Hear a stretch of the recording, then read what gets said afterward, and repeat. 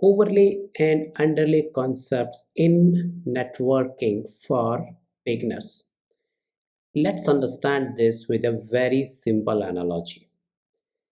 Consider that you are going to office, so you must be using a road like this and in a car reaching to your office.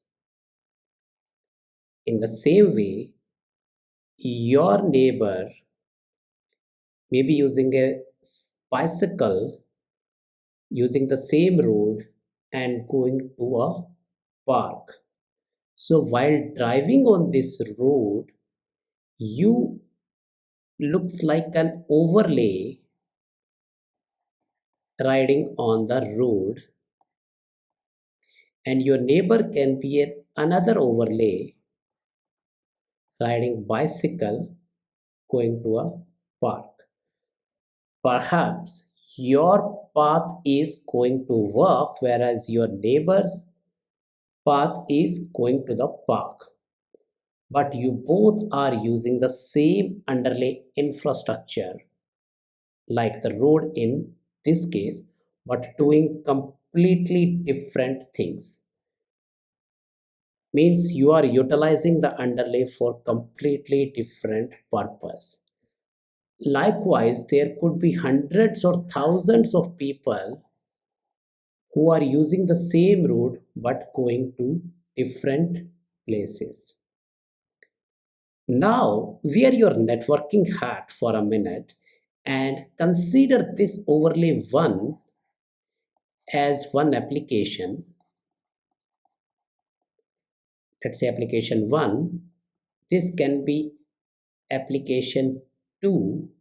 Likewise, there can be thousands of such applications which are using this road in this case.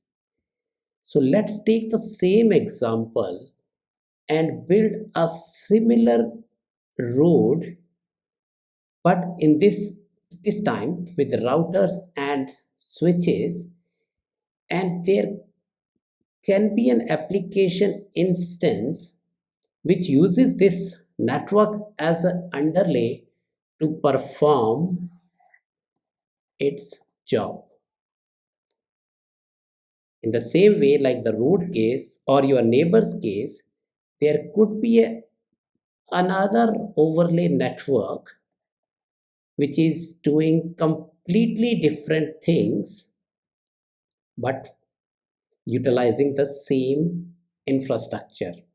And then you can scale it as there are hundreds or even thousands of these applications or overlays, but utilizing the same road which is act as your underlay, right? So concept of overlay functionality on a physical set of networking gear is very common. There are multiple such examples like GRE, L2 VPN, L3 VPN, SDXS, all sort of overlay networks that exist. EVPN is another one. Check out the below video to understand more about EVPN and overlay and underlay networking concepts in the series. Thank you.